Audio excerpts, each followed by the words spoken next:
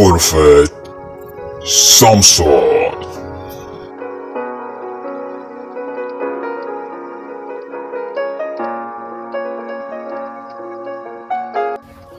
Yes, reka nguhe ikaze wakoze subscribe kuri channel yacu ni Prophet Samson. Nkuko bisanzwe nguhaye ikaze kugira ngo tuze kubana mu kiganiro cyacu cy'uyu munsi.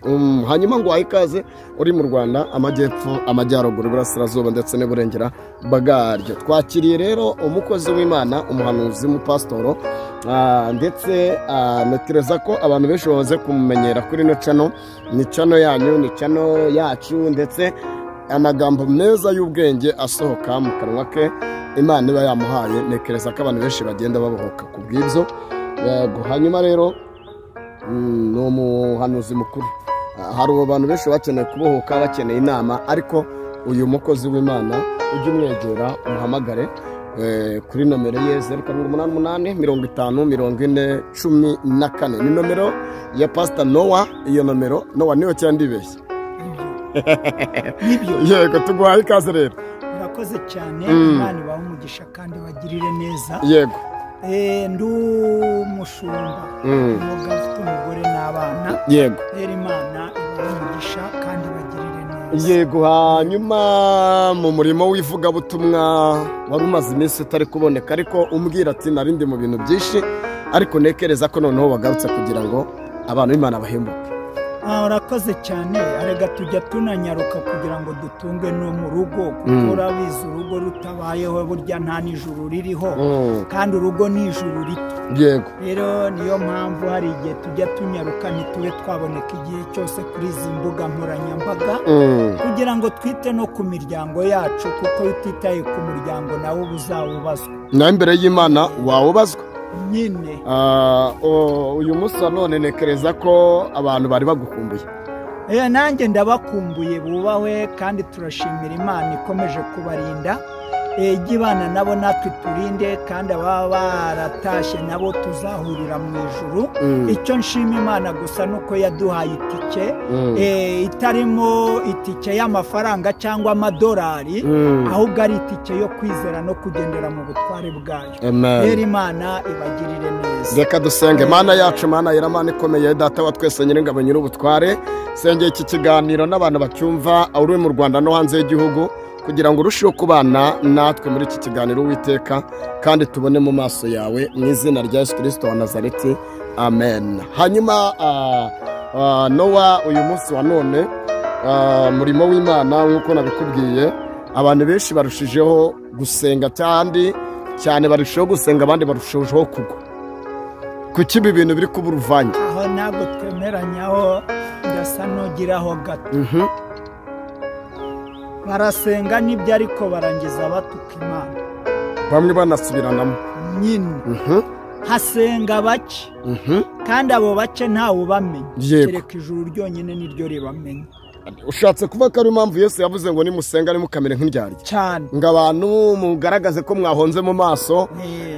Usanga nyine harimo abantu benshi basenga bagashaka kubigira iturufu, cyangwa se bagashaka kubitsikamesa no habe no mu ngo zabo, ukumva ngo njye nasenze, cyangwa se ukumva nyine ushaka gukubitisha abantu ko uyiriza cyane. Ubundi hari ijambo yavuze ngo twe nidusenga tujye twisiga amavuta. Haleluya. Ngo kugira ngo abantu nibatubona batubonemo gucya. Yego. Rero iyo Imana ivuga amavuta, ni ukuba ibyo ukora biri imbere n'inyuma. Benshi rero babikora inyuma, ariko imbere ntabihari. Abantu benshi bavuze ko uri umusaza ugira ukuri kwinshi. Kuki ukunda kugira ukuri, kandi bamwe mu bapasoro bize amateoloji n'ibindi kenshi badakunda gusesengura ukuri cyane? Urakoze cyane. Abantu iyo bakunda inyungu z'isi ntago bajya mu by'Imana, ahubwo bitwikiriza iby'Imana. Niyo mpamvu nakubwiye ngo benshi bafite Yesu ku rurimi no mu mutwe, ariko ku mutima ntawo uhari.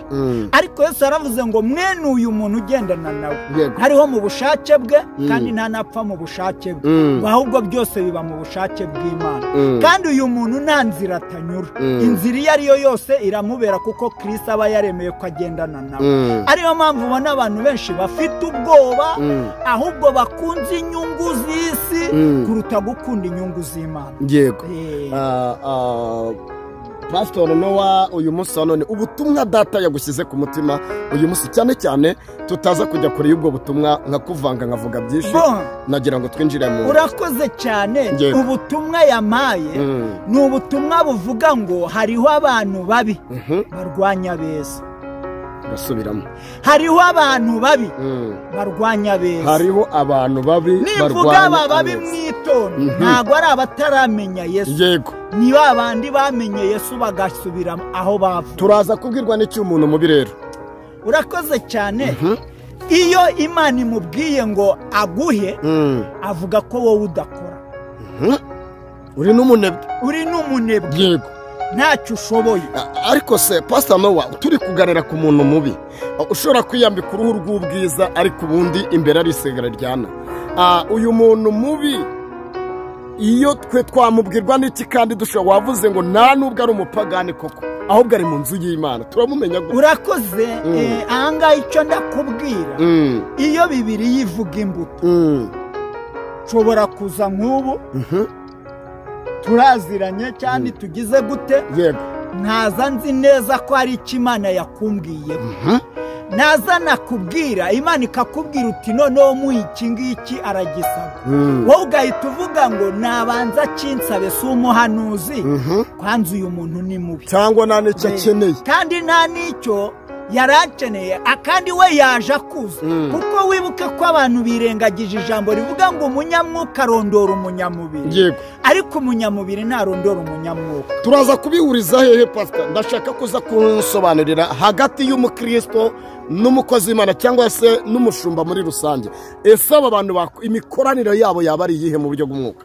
Urakoze. Reka turebe icyanditswe. Mu cyanditswe jya hariya mu gutegekwa kwa 2, usomere umurongo waho wa 50 wonyine kugira ngo tubyumve. Hasome. Ibyakozwe n'umuntu. Uzima ngo nkunda kuvuga ngo umuntu ahasome, nge nabanye n'ingeri nyinshi. Hari abavuga ngo iyo wowe usomye ngo hari igihe uba usomye bitari byo kuko utitwaje Bibiliya, ariko kuba nyifite nawe ukayibwira ntabwo aba ari buvuge ngo twabeshye. Ubwo vuze ibyakozwe n'umuntu. Kutegekwa kwa 2 29 umurongo waho wa 30. Gutegeka kwa 2.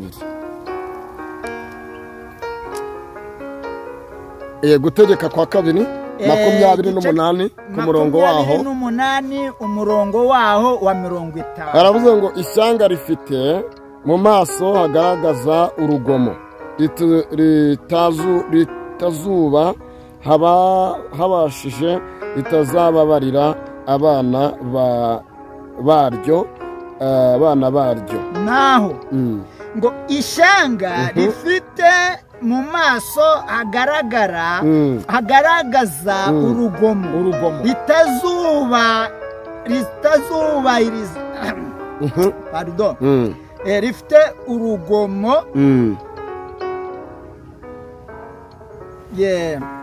Reka dusubiremo ngo ishyanga rifite amaso hagaragara urugomo, ritazubaha abashaje, ritazababarira n'abana. Ishyanga ngo rizaba rifite n'urugomo. Ishyanga rifite urugomo. Yego. Ritazababarira. Yego. Abashaje. Yego. Ntiribabarire n'abana. Bishatse kuvuga iki? Bishatse kuvuga neza ko uyu munsi abakumvishe abakuru bakumva n'abana, ahubwo bari kubateragana hejuru. Harimo abakristo shaka ko bikujisha. Yego. Mu by'Imana. Kandi bakabaye ariyo mpamvu ngo tube ku birenge by'abatubanjirije, baduhugure, tuve muri zerero. Urabona hari abakristo benshi batagira ababyeyi, ugasanga ni hari n'abana batagira ababyeyi. Yego. Bakabipfubye. Hakaba n'ababyeyi batita ku bana. Noneho rero iri shyanga irarata iby'Imana yaremye, nta na kimwe baremyemo. Niyo mpamvu nakubwiye ngo aba bantu iteka ryose berekana inyuma, ariko imbere baraboze, barimo barava. Ari nk'igitebo kirimo amazi. igitebo vuga ikidomoro cyashizemo amazi yego vuga idebe ryashizemo amavuta vuga isafuriya yashizemo ibiryo. hanyuma Pastor Noah biraza guhurira nuko Bibiliya itubwira ngo mu nzu y'Imana urakoze habemo ibyo kurya. urakoze cyane. noneho aha mu nzu y'Imana hari kubamo ibyo kurya, ahubwo abakristo ntabwo bakiba mu nzu y'Imana, bahunze. impamvu bahunze ndayigarura yego nuko batakurikiye uwabahannye bagakurikira ubayobya, kandi ikinyoma kihuta kuruta ukuri. kandi nakubwiye ngo ikinyoma cyihuta kuruta ukuri kuko bejeje ibitezwa. icya mbere bejejwe kwica no gusambana, yego ariko bibagirwa ishyari n'uburyarya ko bibyara gusambana bikabyara no kwica. ariyo mpamvu bano bantu baba mu itorero cyane. noneho rero aba iyo bari mu itorero bitwa ngo bari kuzamura itorero aho kurizamura ahubwo bakarisubiza hasi. Pastor buriya biterwa n'iki? uburaje umbwire ngo ni igifu. biterwa n'iki? biterwa n'igifu nyine. none icya kabiri buretse biterwa no gushaka kurushanwa kandi bose bazapfa bakabisiga. yego uzi ko njye natangaye nta n'umuntu bahamba n'igiceri cy'ijana. none se nyine wakabimenya. ese Pastor Noah hari abantu bose bashaka kudutandukanyiriza bino bintu, abantu bose bazaba abakozi b'Imana. umva Bibiliya reka dusome. abantu bose bazaba abahanuzi, reka dusome, bazaba abacuruzi. reka turebe ijambo ry'Imana niryo ndi bugusubirije. Yego. reba muri mu byakozwe n'intumwa 7 usomera umurongo wa 5 wumva uko wakubwira. arega umubi n'umwiza bari mu gihugu kimwe, ibyo ujye bimenya. 7:5 7 ku murongo wa 5 wa 5 hasome wonyine. ariko ntiyamuhaye ikibanza. umva ariko ntabwo yamuhaye ikibanza, naho habaho kugandariza ikirenge, naho habaho gukandagiza ikirenge. ahubwo yamusezeraniye tuzakimuha n'urubyaro, kandi icyo gihe atarabona iki urubyaro. yego ubwo na Aburahamu nyine. yego none se urumva naho gukandagiza ikirenge ngo ntabwo hari hano. aza kwishuka arongora Hagayi amuhawe n'umugore. n'uyu munsi rero niko numva Aburahamu ari hano nta cyaha yari agize, kandi umugore yari amuha uburenganzira. umutware ninde? Aburahamu. umugore Aburahamu kuko yakandagiye isezerano ry'ubutware bwe. n'uyu munsi rero uri gukandagira isezerano ry'ubutware bwe.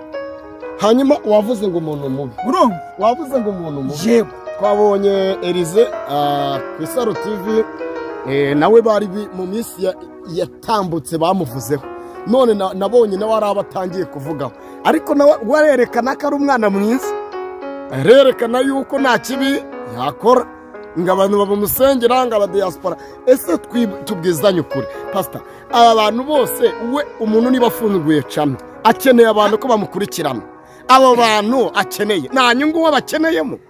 urakoze cyane. turebe iyo uvuze umuntu benshi ntiwerekane ibyanditswe ko bivuga umuntu. yego bavuga ko wamutoteje cyangwa bakavuga ko wamugenjeje, bigatuma bakujyana kuri ribu.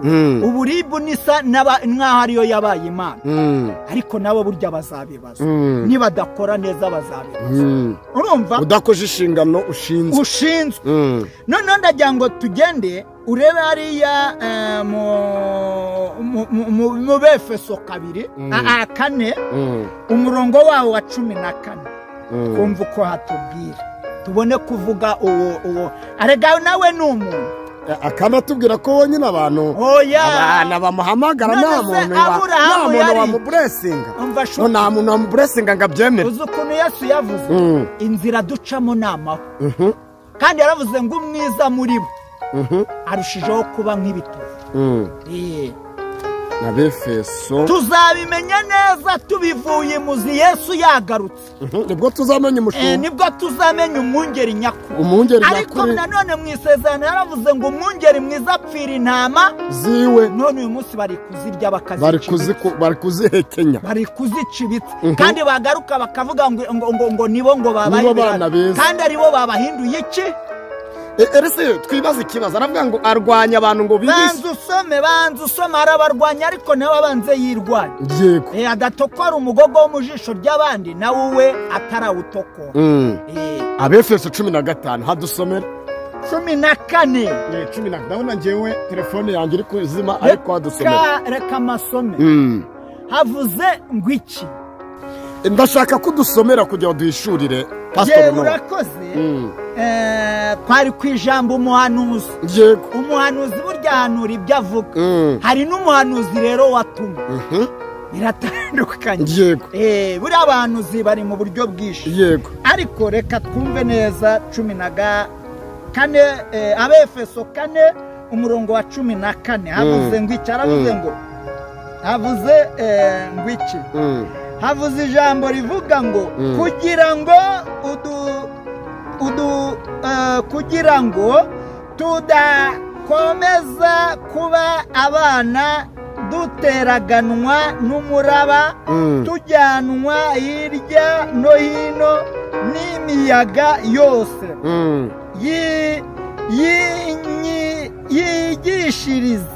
yigishiriza n'uburiganya bw'abantu n'ubwenge bubi n'uburyo bwinshi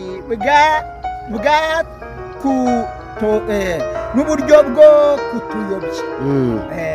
Uburyo bwinshi bwo kugira gute? Kutuyobya. Urumva kuyobya ninde? Umuntu rero wagiye kure y'Imana aritaka ukagira ngo niwe wageze mu ijuru. Yego. Ariko icyitonderwa Yesu aravuze ngo twezwa n'ijambo kandi duhanurira mu ijambo kandi twigishiriza mu ijambo. Na Satani witonde ko iri jambo ararizi. Ariko password yo kujya mu bwami bwo mu ijuru niyo adafite. Iyo rero niyo dukwiye guhagarara.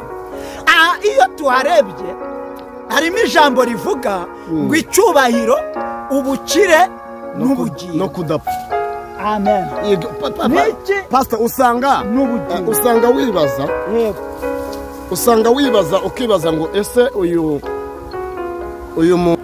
Imana hari umuntu urwanirira Imana cyangwa Imana irirwanirira inde? Usanga nyine kandi uretse gato ndagura urugero. Feniyasi ntabwo yayirwanira ikamubwira ngo mbonyisha kukoze. Rero na Eliza ari kurwanirira Imana. Ntabwo ari kuyirwanirira. None reka nkubwire uburyo atari kuyirwanirira. Kubera iki se? Yaba yarari kuyirwanirira ntabwo yagatanze bagenzi. Feniyasi yarwaniriye Imana abasanze bari gusambanira hehe? Mu rusengero. None se abantu bari kuvuga Imana nabo bari gusamba. Ese ubundi pastor nawe ntekereza ko Satani atarakira agakiza atazigera n'akakira. Ubona gusenga bizacika. Abantu babirwanya usibye no gucika no kubibuza ntabwo bizemera. Oya cyane kereka nyirabyo yaje, Kristo yaje. Ari nawe Yesu yavuze ngo musengeshe umwuka iteka mu buryo bwose bwo gusenga. Ngo dufite amakuba impande zose. Ngo ariko turateraganwa impande zose. Ngo ariko ntacyo tuzaba. Ngo kuko udushoreye cyangwa turi imbere turi kumwe nawe. Niyo mpamvu rero nkubwira ngo niba ushaka kuzasenga isi yakwemereye ntabyo uzabona. Hana yanjye ibibaho gusenga no kubyiga. Nk'uko Satani nawe utajya ubona yakura abitwa ko batunze mu butunzi bw'umubiri, ahubwo arwanya abasenga. Igitangaje niyo urebye muri ba bantu badafite ibyo bafite birenze nibo mwuka w'Imana atuyemo. Impamvu ari batuyemo nuko n'ubundi yavukiye mu buvure bamwanze. Rero biravuga ngo nabugingo n'uyu munsi niko bigira. Hari umwe twaganiriye nawe wamino mihanda aravuga ariko kukinga abakozi b'Imana muvuga ngo Imana banjije kubacisha mu buzima bubi ngo nago mwabaho mudace muri ubwo buzima bubi.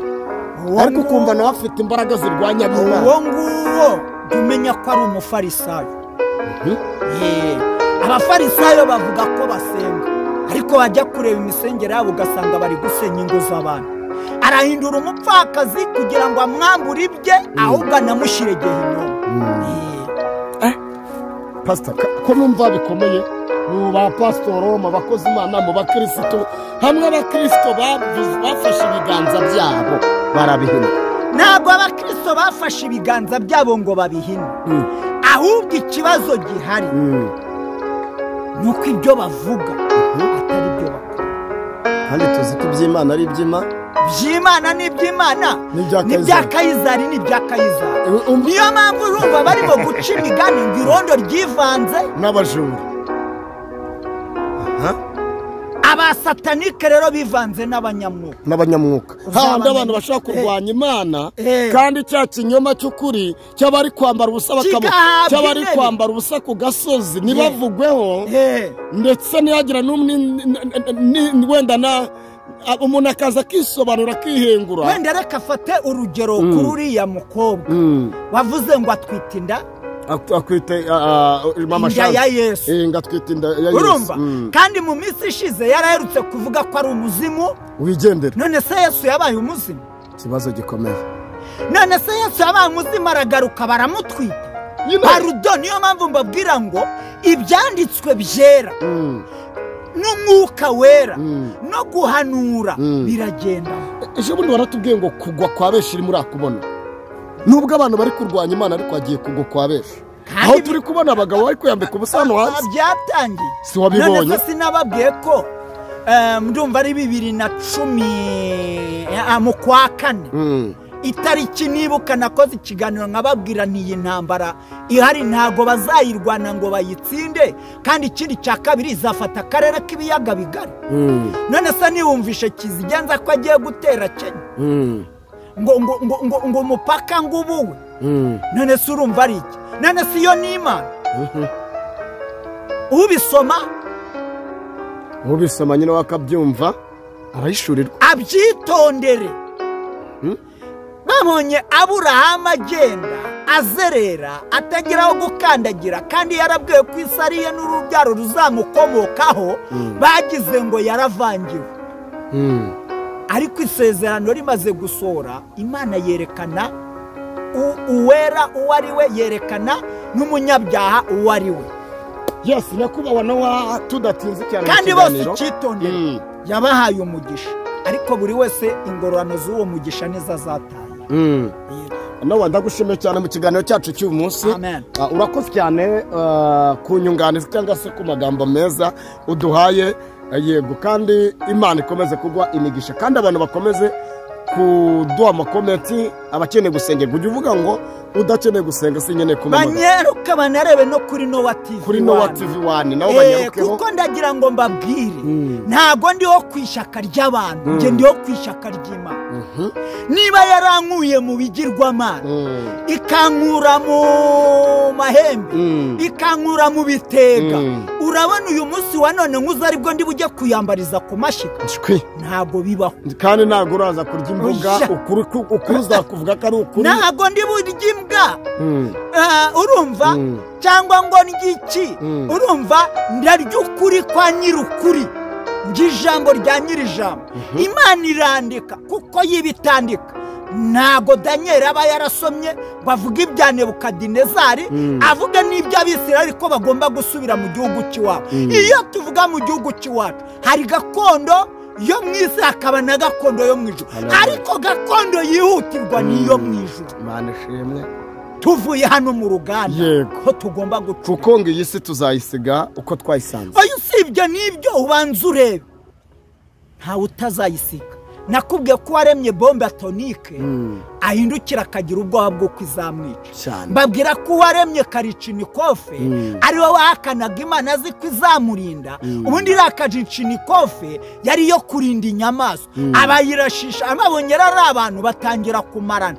Arangije abibonye nibwo bahishe bashinga uriya muryango wa Loni, baravuga ngo amafaranga azajya avamo bajya bayashyiramo ngo atere inkunga abantu bice. Bivuga arangiza n'abamenye Imana. Hari igihe imenya ku munota wa nyuma, kandi yarazi ko ari igihanganye. Niyo mpamvu rero tuvuga ngo Imana ishobora byose. umuhanga rero ye kuba umuswa mu by'Imana, abe umuswa mu bya Satani, abe umuhanga mu by'Imana akiriho, kuko naba atariho ngo impumyi ntiyaranda ati ndi impumyi, zose zagwaye. Rero nicyo nabagiraho inama ngo bahagarare mu kuri, abantu bakiranuka, birinde ikibi, birinde. turi gukura abantu mu mwijima tubazana, kuko Yesu araje. yaravuze ngo ikizamubwira ko turi abigishwa be nyakuri nuko tuzumvira itegeko rye. Abantu baba bari kumvira itegeko ry'abantu kuruta kumvira itegeko ry'Imana. Ariko Yesu araje. Yes, turagushimiye cyane mu kiganiro cyacu cy'uyu munsi. Imana ikomeze kuguha umugisha. Murakoze. Nababwiye ko nomero ye ni 0788 50 40 14. Ni nomero ni Pastor Noah twari kumwe. Imana imuhe umugisha. Mwami Yesu. Yego. Turasengera abari mu gihugu, yego mwana, turasengera abari mu mbibi z'igihugu, yego, turasengera n'abari hirya y'amazi muri Amerika hose, i Burayi ndetse no mu bindi bihugu, yego, abashaka agakiza kawe bakomeze. Twamenye neza ko agakiza kagereranywa n'izahabu. Izahabu ntabwo umuntu yayitoragura yimba ubutaka kugira ngo ayikureyo.